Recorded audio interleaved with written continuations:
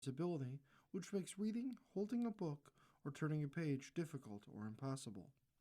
The content is copyrighted by the respective publishers. For more information, please visit us on the web at nfradioreading.org. Hello, this is Janice Marie Hunt, and for the next hour, I'll be reading from the April 30th, 2026 issue of the East Aurora Advertiser on the Niagara Frontier Radio Reading Service. Town of Aurora appoints new board member. The Aurora Town Board unanimously appointed Benjamin Garvey to fill the council member seat vacated by newly elected Mayor Luke Wachinski last month for the remainder of the year. Garvey will begin his term on Monday, May 9th, and expire on December 31st. I look forward to working with you all. Thank you so much, Garvey said. The vacancy was created when Wachinski assumed the mayor's office last month. Town officials said the appointment was necessary to maintain the board's workload through the remainder of the year. Garvey is a 2005 graduate of East Aurora High School. He attended Ithaca College majoring in history with a minor in legal studies. He received a master's degree in education from Duville University and came back home to work at the Aurora Day Camp and a volunteer coach for the East Aurora High School football team. Garvey has worked as a teacher in Buffalo Public Schools since 2015, previously working at the Stanley G. Falk School for 3 years. He is married with 2 children. Garvey will resign from the planning board in the coming weeks. He was appointed in February 2025. He has also recently started working with the Climate Smart Community Task Force. Planning Board Chair Douglas Crowe said that he would be letting the board know if more than one seat would need to be filled in the coming weeks, as another board member had been thinking of stepping down, but Crowe needed to verify the information. Resident Evan Rodan spoke prior to the appointment against the process. It seems like there was no hearing, no public comment, no opportunity for people to apply to join the board or be appointed for this role, Rodan said. No board member responded to Rodan's comments during the meeting. A memo dated April 22nd was sent to Supervisor Charles Snyder from Deputy Supervisor Joseph McCann requesting to add Garvey's appointment to the April 27th agenda. I hate making appointments to the town board, but the timing of Luke's departure left us little choice, McCain said in a follow-up email after the meeting. We have much work to do over the rest of the year, and we need a worker. We are very much a working board. We don't hand assignments off. We roll up our sleeves and get to work. McCain said he met Garvey when he suggested for the planning board. We had interviews, and he was the best interview I've had for any position in town government, McCain said. McCain also said that he spoke with fellow council members Jessica Armbrust and Raymond Rosen, asking them to meet with him and see if they saw what he did. They are all in the Democratic Party. They both came back and said they were blown away, McCann said. The Aurora Democratic Committee was not involved in the decision, and its endorsement for the fall election has not been announced. I'm confident Ben is going to serve the entire community, McCain said. In other news, Wachinski spoke during the public comment period of the April 27th meeting about holding a couple of joint meetings between town and village board members each year. That is something that I think we should formalize so we have minutes, Wachinski said. Wachinski said he was looking for an Aurora Town Council member to work with a village trustee to develop a format for those meetings. The village will be forming a climate smart community task force, and Rachinsky would like to see it work in conjunction with the town's task force, possibly to create a joint website and joint initiatives. The environment does not know any boundaries, Rachinsky said. The town has previously encouraged residents to bike and walk around their community through the Scoot Area June program. Wojcinski said that the pedestrian bicycle board would like to participate in the initiative this year. They will work with the town's task force to accomplish this, and Wojcinski said that the task force is on board. Finally, Wojcinski is looking at a date sometime in June to conduct a town versus village cornhole competition, likely at Fireman's Field. I don't know how many of you have met some of the trustees, but it will give you an opportunity to do that. The Aurora Town Board will meet for a regular meeting at 6:30 p.m. Monday, May 11th at the Aurora Municipal Center on Oakwood Avenue.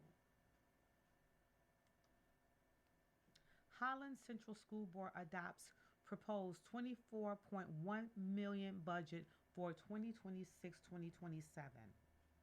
The Holland School Board has adopted a proposed 24,160,805 budget for the 2026-2027 school year, a 4.75% increase over the current spending plan. The proposal includes a 3.62% tax levy increase, which remains below the state cap. Voters will consider the budget Tuesday, May 19th at the Holland Community Center. Nearly $11.5 million of the budget is allocated for instructional costs, while more than $3.5 million is designated for general support and over $1.5 million for transportation.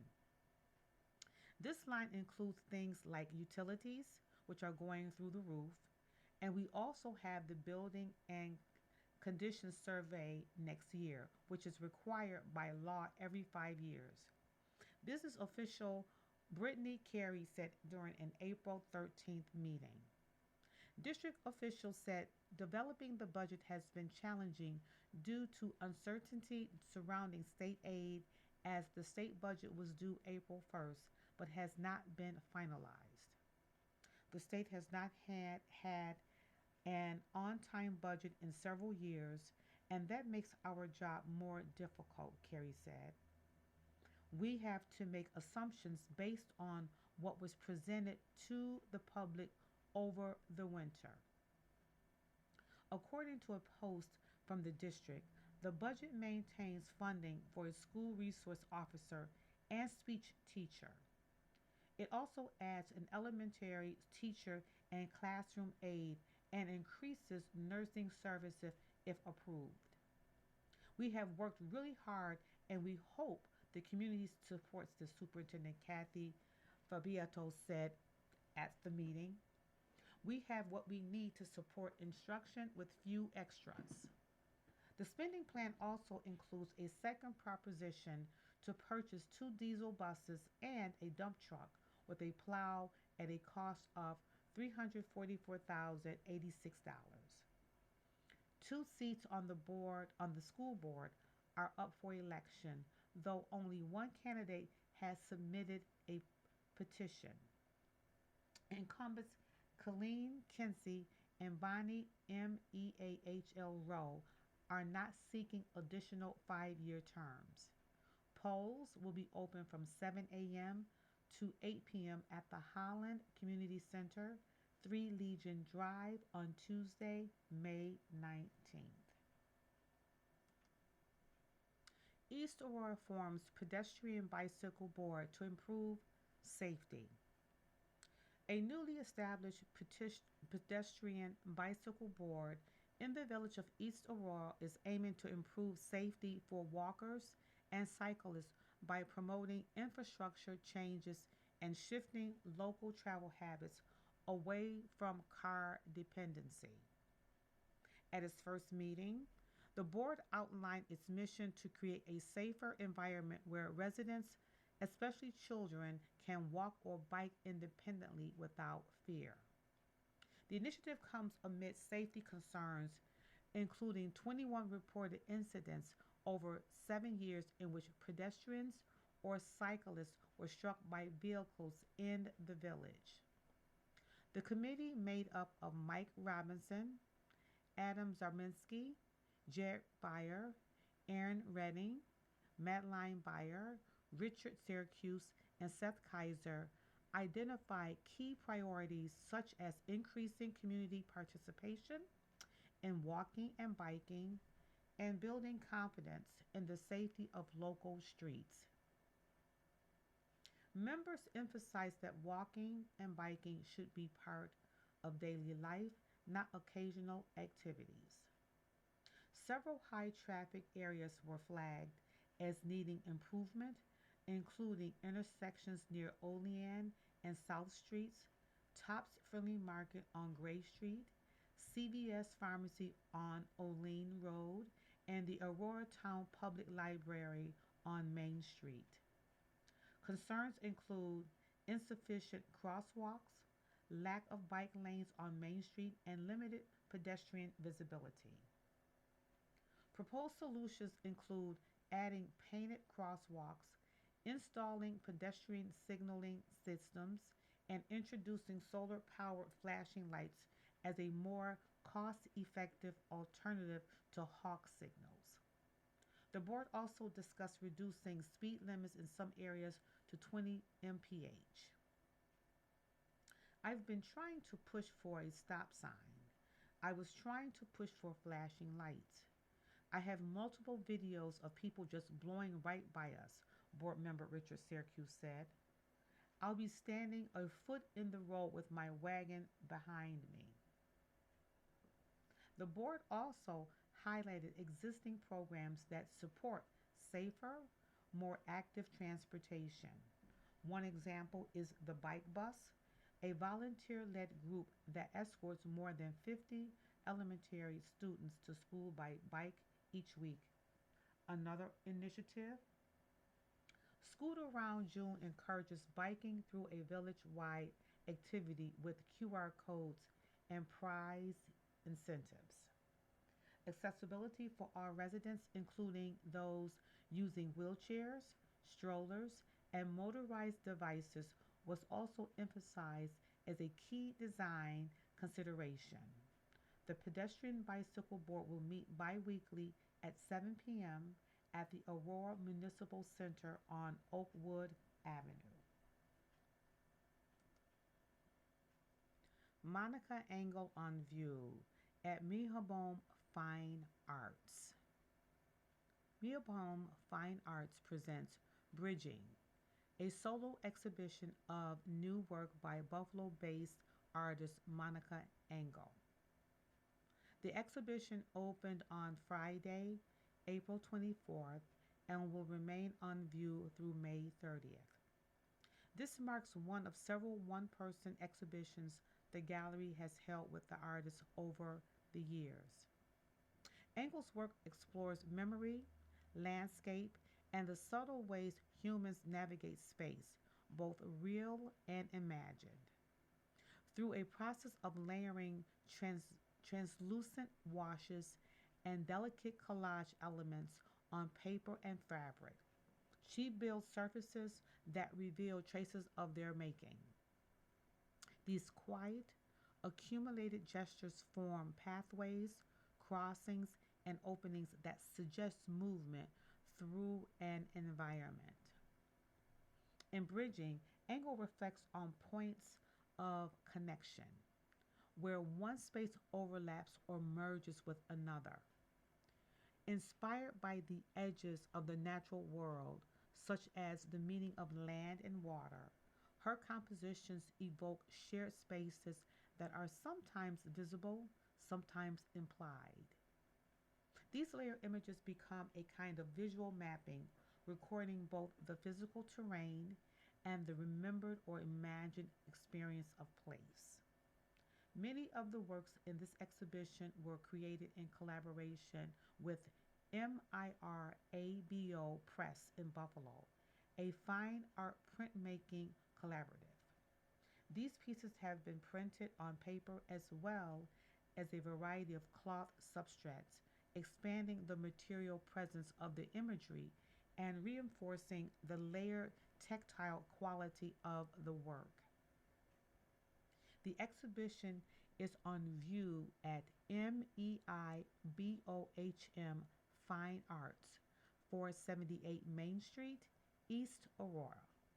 Hours are 9:30 a.m. to 5:30 p.m. Tuesday through Friday, and 9:30 a.m. to 4 p.m. Saturday.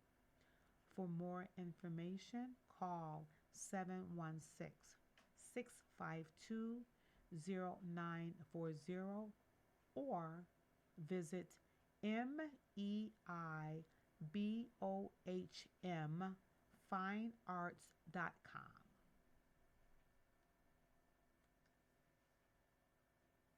You are listening to an art reading of articles and features from the East Aurora Advertiser on the Niagara Frontier Radio Reading Service. Referendum to extend supervisor's term in Marilla is defeated. The referendum on the ballot during the special election in Marilla on April 21st to extend the supervisor's term from 2 to 4 years was defeated. There were 120 votes approving the measure and 129 votes opposing it. Members of the Marilla Town Board consider the 2 year term outdated. They have advocated that a new official will need more time to learn the position because the duties have increased. Residential voters also defeated this on the ballot in November 2024 with 1,876 votes against the measure and 1,259 votes approving it. The referendum was also defeated in 1990 and 2000. Meetings. The East Aurora Village Board will meet at 7 p.m. Monday, May 4th at 575 Oakwood Avenue. Visit www.east-aurora.ny.us on the day of the meeting to see the agenda. The Alden Village Board will meet at 6:30 p.m. Monday, May 4th at the Village Hall located at 13336 Broadway. The Aurora Town Board will meet for a regular board meeting at 6:30 p.m. Monday, May 11th at 575 Oakwood Avenue. Visit www.townofaurora.com on the day of the meeting to learn more.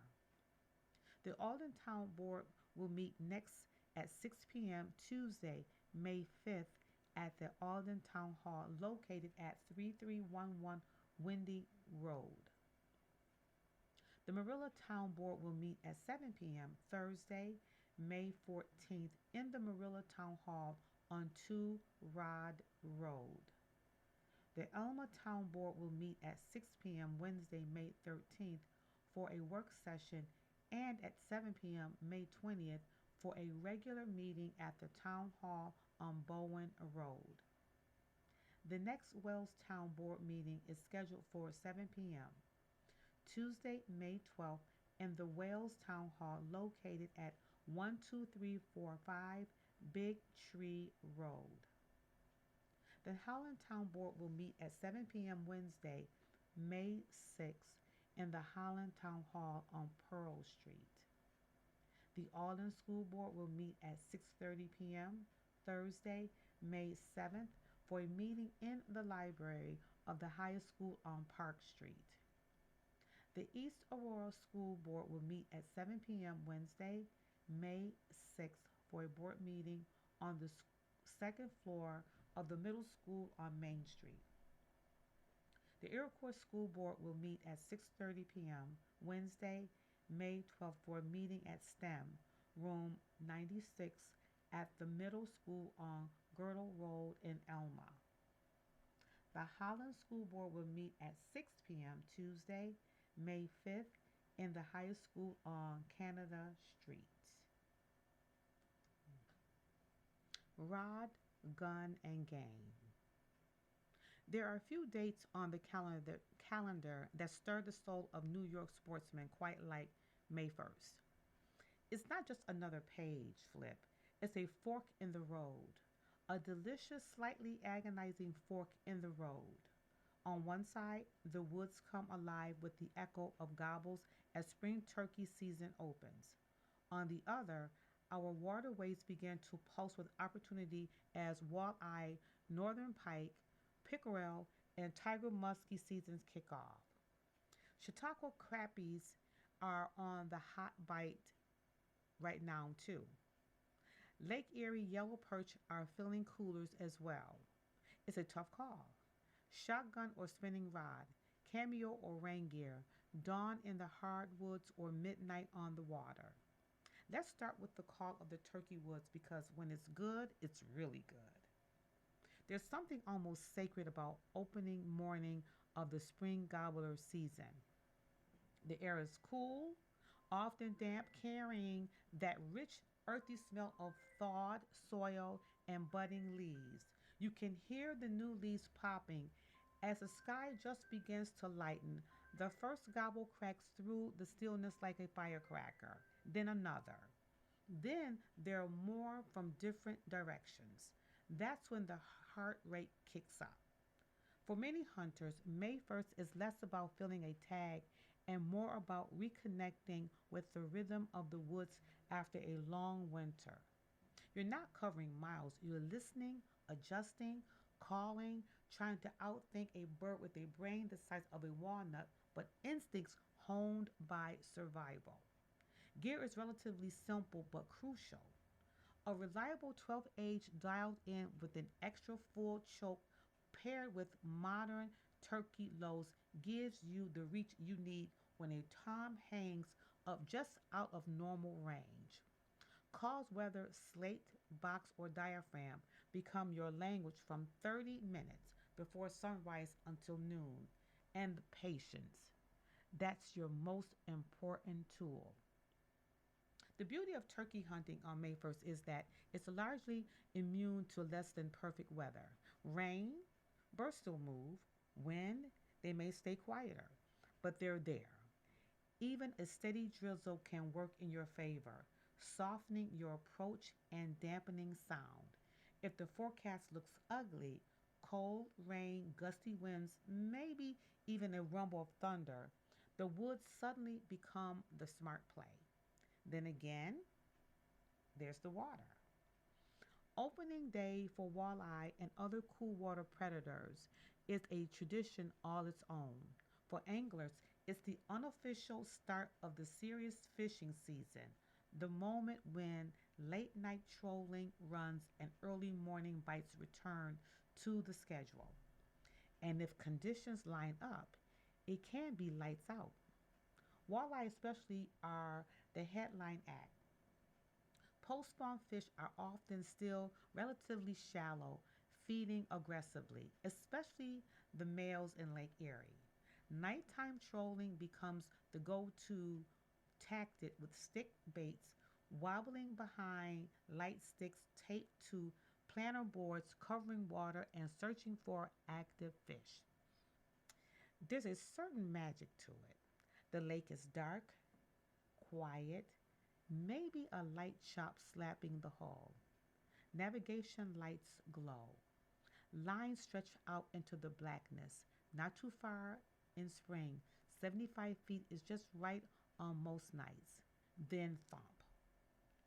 Head shake, rod bending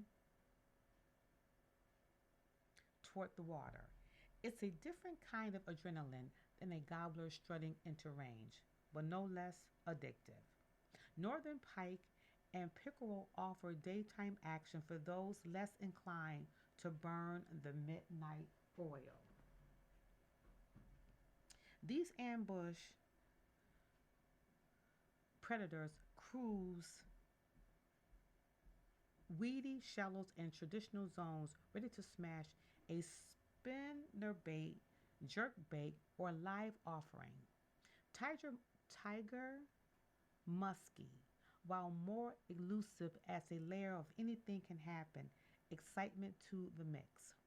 But here's the catch: literally and figuratively, fishing is far more wealth, weather dependent. Cold fronts can shut things down. High winds can make trolling difficult or even unsafe. Heavy rain can make waves, muddy waters, and scatter fish. And if you're dealing with lightning, that's a hard no. Unlike hunting, where you can tuck into a sheltered ridge or hardwood stand, even a ground blind, the open water offers little forgiveness when conditions turn nasty. That brings us to the ultimate tiebreaker: the weather. Or more accurately, the weather and, well, the weather. A calm, mild evening with stable conditions. That's a neon sign pointing you toward the boat ramp. Light winds, manageable waves, and a warming trend can set the stage for a memorable opening night walleye bite. Yep, I'm there. Flip that script though. Add in steady rain, gusty winds, and a low pressure system, and suddenly the decisions get easier. The boat stays on the trailer and the woods start calling your name. Yep, I'm there. Turkey hunting, for all its challenges, is remarkably resilient in the face of rough conditions. Fishing, especially on larger bodies of water, is not. There is, of course, the hybrid approach, as of course some ambitious souls refuse to choose. There's a certain breed of outdoorsmen who looks at May 1st and says, why not? Both. Up before dawn, they're in the woods chasing gobblers. By late morning, they're grabbing a quick nap, re rigging rods, and prepping the boat. Come evening, they're launching for a night stroll, chasing walleye under the stars. That was me once upon a time. But time takes its toll as we age. Boy, do I know that. So that dynamic is not for everyone. But if you can pull it off, it's about as a full it's about as full a day as you can squeeze out the New York outdoors. For many, the decision isn't just about conditions, it's about tradition. Some hunters wouldn't dream of missing opening morning in the turkey woods, no matter how perfect the fishing might be. Others have standed Others have standing dates with friends or family on the water, chasing that first walleye of the season. There's no wrong answer here, just different ways to celebrate the same thing: the return of spring and the reopening of opportunity. So, what should you do? If you're looking for a simple rule of thumb, here it is: bad weather, hunt; good weather, fish. Can't decide? Try both and sleep later. But beyond that, the real answer is this: do the thing that gets you most excited to set your alarm clock, because that's what May 1st is really about. It's about the restless feeling the night before, the gear laid out and double checked, the mental replay of scenarios: gobblers hanging up at 60 yards or a planar board snapping back in the dark. It's about stepping outside into that cool spring air, knowing that after months of waiting, the season is finally here. Whether you're listening for a distant gobble at sunrise or watching rod tips under a moonlit sky, you're exactly where you're supposed to be. And honestly, you can't make a bad choice. Just don't forget the coffee. Support grows for mentor youth hunting in Erie County. In 5 years of 12 to 13-year-old pilot study data and zero incidents, the youth hunting proposal gains momentum in Erie County with grassroots support, but it's up to Erie County legislatures and the county executive. Right now, they prepare to vote on local law Intro 3 to 1 2026, a proposal to allow licensed 12 and 13-year-olds to hunt deer with a firearm or crossbow under adult supervision. Supporters say the issue comes down to safety, fairness, and opportunity. New York State has long allowed youth hunters ages 12 to 15 to hunt under supervision, including a big game with a bow at age 12 and with a firearm at age 14. In 2021, the state expanded those opportunities through a pilot program permitting 12 and 13-year-olds to hunt deer with a firearm alongside a licensed adult mentor. However, counties must opt in. Today, only Erie and Rockland counties have not approved the program. At a recent Erie County public hearing, strong turnout and overwhelming support underscored growing momentum behind the proposal. Family, families, conserva- conserva- conservationists, and hunting advocates shared how mentor hunting builds responsibility, confidence, and respect for the outdoors.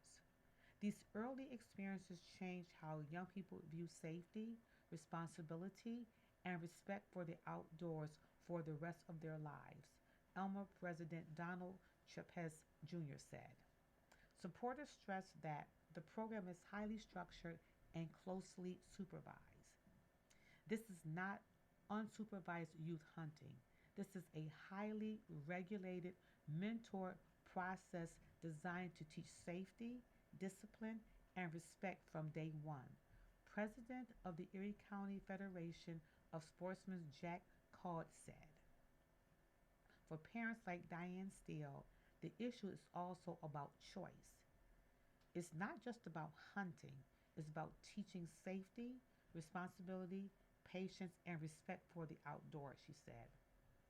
Those are things that are best learned early with a parent right there guiding them, she added. At the end of the day, I believe parents should be able to decide when their child is ready. Advocates point to the program's safety record as a key factor. Over 5 years of the statewide lot, there have been zero reported accidents involving 12 and 13-year-old participants. That record builds on decades of safe youth hunting in New York.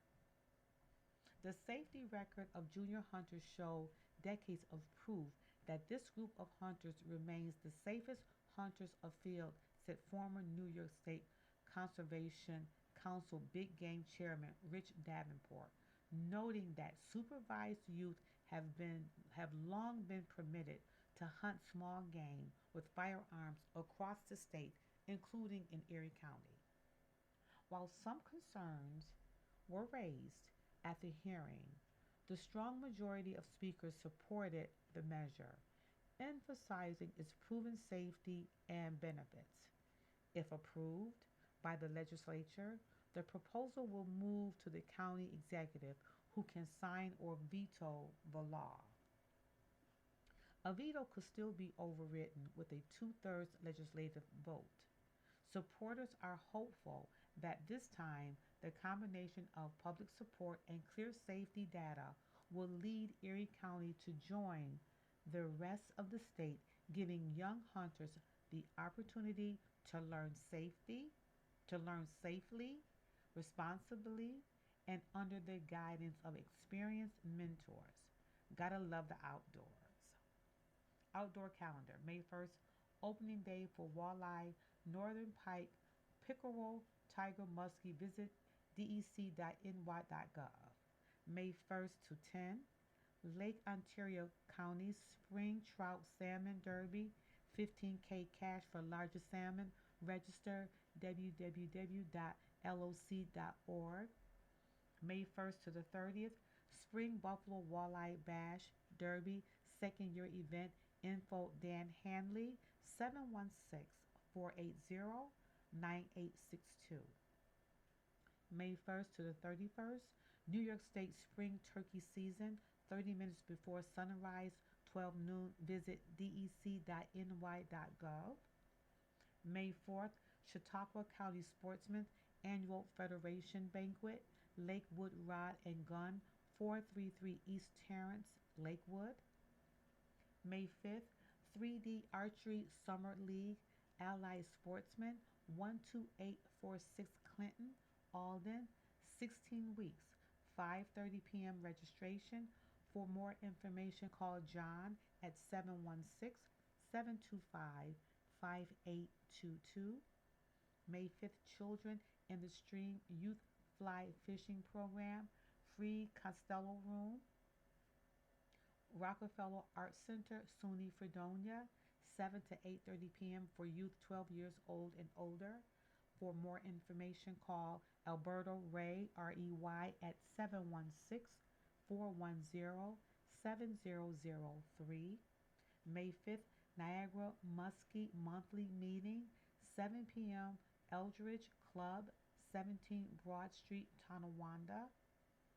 May 7th, Western New York Walleye Monthly Meeting, 6:30 p.m., Knights of Columbus, 36 Pierce Avenue, Hamburg.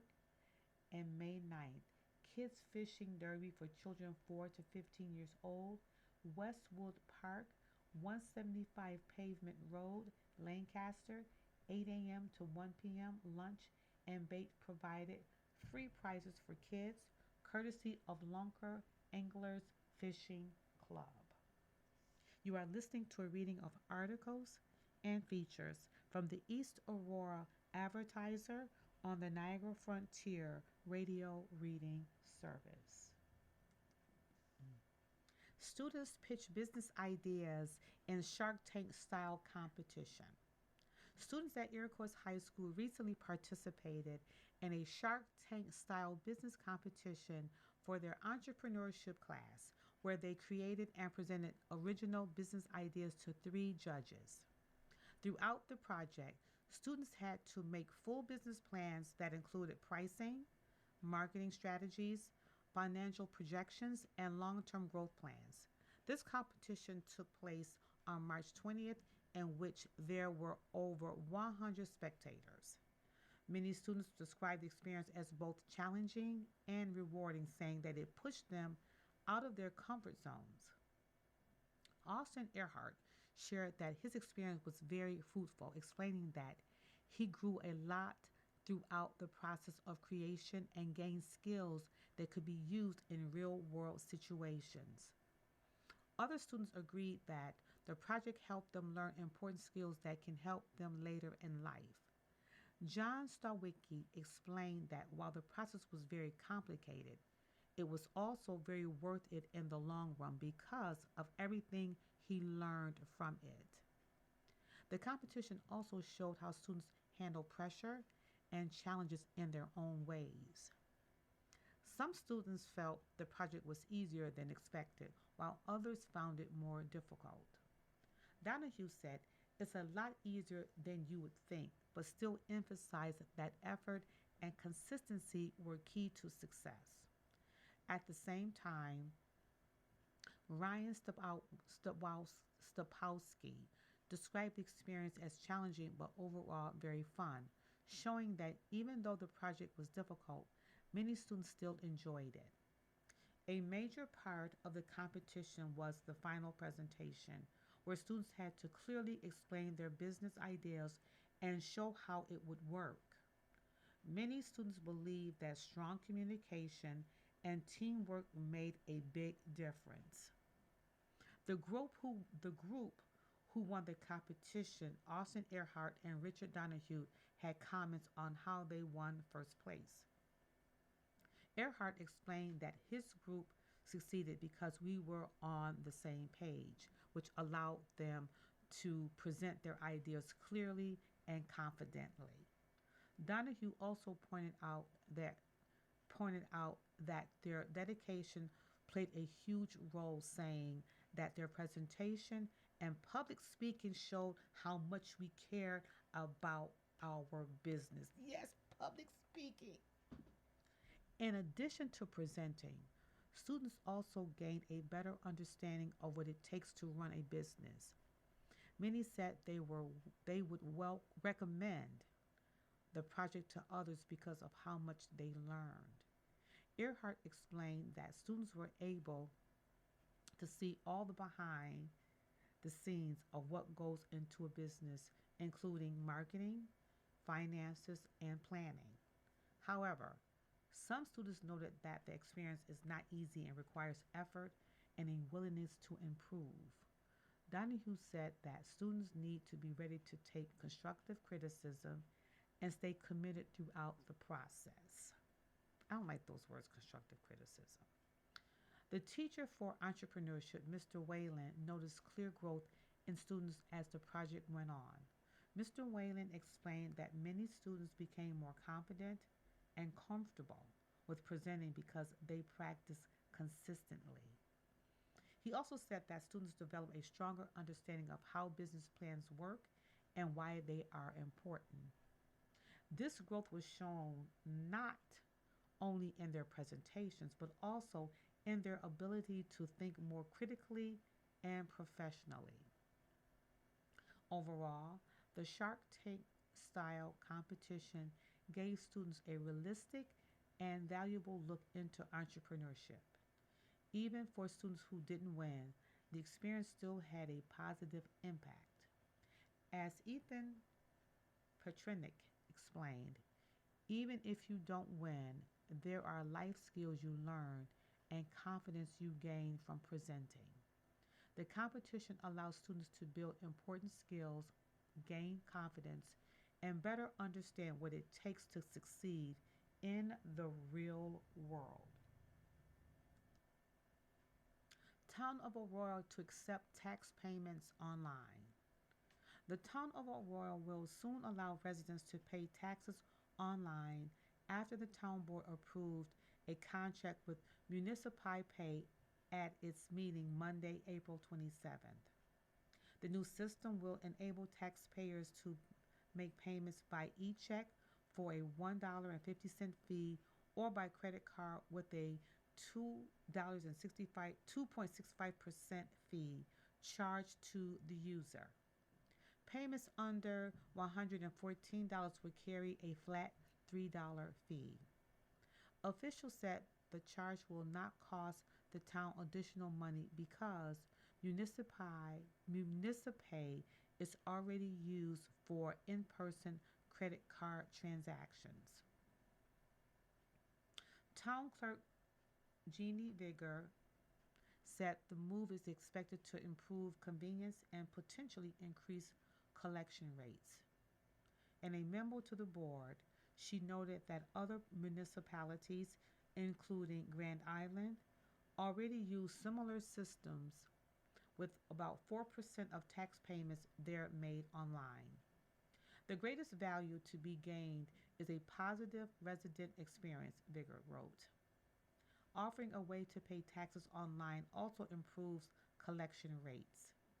Before approving the agreement, Town Attorney Bridget Maloney reviewed the contract and raised several concerns, including a personal guarantee clause, provisions allowing unilateral fees changes, one-sided indemnification, termination terms, and a board security interest. Vigor said the personal guarantee clause could be removed, but noted that the company indicated the contract was otherwise non negotiable. This is a national company with thousands of municipal customers who have signed this same contract, Vigor said in her memo. Deputy Clerk Stephanie Mayer told the board that residents have frequently asked for an online payment option, particularly those who have yet to pay county taxes. We do have a few stragglers that haven't paid their county taxes yet, Mayor said during an April 21st work session. For them and for us to see what it's going to be like when school taxes come back around, Councilmember Jessica Armbrust also supported the measure, citing the lack of implementation costs and the ability to keep the town's current vendor. Residents can already view current and past tax information online, and a payment option will be added to the existing system. Vigor said the service is expected to go live on the town's website within the next few weeks. The Aurora Town Board's next regular meeting is scheduled for 6:30 p.m. Monday, May 11th. Creative Wellness marks 10 years serving East Aurora community. Creative Wellness Group will celebrate its 10th anniversary with a special open house during Art Walk on Friday, May 8th, inviting the community to tour its studio and explore its wellness services. Visitors can stop in during the event to receive a complimentary class card, while new members will have access to discounted class packages. The celebration will also feature information on upcoming workshops, classes, and events, along with a boutique offering handmade items from local artisans. Founded by owner and instructor Susan Gargoglio, Creative Wellness was built on decades of experience in holistic health and a mission to help individuals improve their overall well being. Susan said the center focuses on addressing the inner world as the foundation for mental, emotional, physical, and spiritual health. We are an educational center creating health and wellness for the community. Your mental, emotional, physical, and spiritual well being is our priority. Creative Wellness offers a range of services, including yoga, fitness training, nutrition counseling, massage therapy, and life coaching. Additional offerings include meditation, Reiki training, energy and sound therapies, and shamanic healing, and workshops designed to help participants restore balance and improve quality of life. Located above Head Over Heels on Main Street, the studio provides classes, retreats, seminars, and individual sessions in a calm, supportive environment. Creative Wellness Group is based in East Aurora and provides holistic education and wellness services to individuals and groups throughout the region. More information about classes and events is available on its website and social media channels. Arbor Day tree planting ceremony at high school touts benefits of trees. It could have been the weather, or it could be that East Auroras really do love their trees.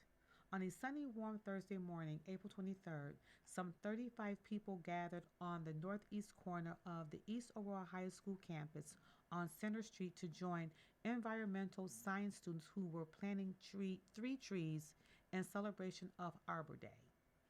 On hand were over a dozen high school students and their teacher, Jeff Shelley, along with Principal Bill Roberts. Government officials included Mayor Luke Wachowski, Supervisor Chuck Snyder, Chief of Police Patrick Welch, Department of Public Works Superintendent Jeff Stoll, Village Trustee Ryan Kapp, and New York State Department of Environmental Conservation Forester Nate Moray. Representatives from the Rotary Club and the East Aurora Garden Club, who sponsored the tree planting, were on hand, as were several members of the East Aurora Tree Board. Shelley students had planted a red oak and a sweet gum tree earlier in the day, and by 11:15 a.m., they were ready to plant a linden tree known commonly as a basswood. Principal Roberts began the ceremony with a short history of Arbor Day, its beginnings in Nebraska in 1872 when 1 million trees were planted. Here at East Aurora High School, Roberts said we celebrate Arbor Day as part of our Earth Week, a student and staff led initiative where we highlight sustainability and environmental awareness. But it's not just a 1 week experience at East Aurora, it is an everyday, all year long experience at East Aurora High School. And we're proud of our students and especially Mr. Shelley. We are including conversations around recycling and composting, carpooling to school, about energy conservation, and the celebration of bio, biodiversity. As we gather today, we're reminded of our shared responsibility. Mr. Shelley pointed out that the 100 acres of campus serve as a living laboratory, part of their environmental science class, with about 50 students take, and which offers college credit at Buffalo State University. The keynote messages came from the students themselves. This is just not a day to plant trees, but it is a celebration of the new life sprouting all around us. Jacob ESCHBORN said, the trees will soon sprout new life and a new year of growth will begin. We take this time to honor our earth that provides the nourishment to survive and the environment for which we live. Let us never forget the great resources that are provided to us and protect them for our future generations. We know that without the forest, there would be a shortage of oxygen to breathe and valuable resource used to build our homes, paper for books, and various others, too many to mention. Sawyer Grad said, wildlife relies on trees to provide habitat. The trees in Aurora provide pleasant shade in the summer and protection in the winter. Ace PYLKAS said, they give our neighborhoods character. In the past, they provided the timber to build village homes, some of which are still standing today. Trees impact the climate of the community by absorbing sunlight and keeping the sidewalks and lawns cool. Trees make neighborhoods more desirable to live in and increase property values. The key word used today when it comes to considering how we use earth resources is sustainability. Allison Francis said, as early settlers entered western New York, they found region almost entirely covered with mature forests of maple, hemlock, ash, chestnut, and elm. The majority of these forests were all cut down to build homes, plank roads, and barns with a rapidly increasing population. Vast quantities of forests were cut down for firewood to heat these homes to clear land used to be for farming. Today, we have reforested the area. Each year, a larger portion of Aurora is covered with forest. As we plant our Arbor Day trees, we of making, taking on the responsibility of making sure they are stalked, watered, and protected against injury from deer as they adapt to their new environment, Paige Chamberlain said. Trees that have been planted in the past years here for Arbor Day is the Homestead elm, tulip poplar, sweet gum, sugar maple, larch, balsam fir, pin oak, willow sycamore, red oak, white oak, tamarisk, and white birch. Liliana Pokrywa said, the first Arbor Day tree that was planted 26 years ago near East Aurora High School was a pin oak. Today, we are planting an American linden, also known as basswood. It is a hardwood that can be used for carvings and making salad bowls. The tree produces flowers in the early spring and small seeds in the fall. The Native Americans used this tree sap and flowers for various medicinal uses. This tree can also handle the harsh conditions found here in East Aurora, especially our long, cold winters. These three specimens, the red oak, sweet gum, and linden, are well adapted to the harsh environment here on Center Street. Sienna Kristen said, with the 100 acres of field and forest nature trails, agriculture lab, and athletic field, our campus is a diverse educational campus that educates our future leaders of our society and a resource for our community. We, as students of East Aurora, would like to thank the Garden Club and Rotary Club for the donation of all these trees over the last 26 years. We hope these trees will leave a legacy here at East Aurora High School that future students will have a comfortable place to learn and develop to become members of society that cherish and understand the workings of nature. Lunch at the Town of Aurora Senior Center, May 4th through May 8th. Seniors take advantage of the lunch program offered by the county Monday through Friday at noon at the Town of Aurora Senior Center, 101 King Street at Oakwood Avenue. Meet new friends. All seniors are welcome. The lunch price is $3. To make or cancel a reservation, call 652 7934. Monday menu: Mediterranean chicken stew over yellow rice, California blend vegetables, fruit punch, diced peaches. Tuesday, ground beef taco with cheddar cheese and a flour tortilla, Spanish rice, fiesta corn, chef salad with taco sauce and rice pudding. On Wednesday, hot dog with baked beans and ketchup on a bun, macaroni and cheese, carrots, tropical fruit, and chocolate milk. On Thursday, broccoli stuffed chicken with creamy herb sauce, vegetable rice pilaf, California blend vegetables, chef salad with dressing, dinner roll cheesecake with chocolate sauce. Friday, beef macaroni casserole with cheddar cheese, green beans, apple juice, Italian bread, pineapple tidbits. Marilla Senior Lunch Program at the Marilla Community Center, May 4th through the 8th. Seniors take advantage of the county's lunch program on Mondays and Fridays at the Marilla Community Center, 1810 Two Rock Road in Marilla. Meet new friends. All residents 60 years and older are welcome. Participants are asked for a volunteer donation of $3. To make a reservation, please call 652 5350 extension 402. Please give 48 hours notice if reserving. Monday, Mediterranean chicken stew over yellow rice, California blend vegetables, fruit punch diced peaches, and on Friday, beef macaroni casserole with cheddar cheese, sauce, Italian green beans, and pineapple tidbits.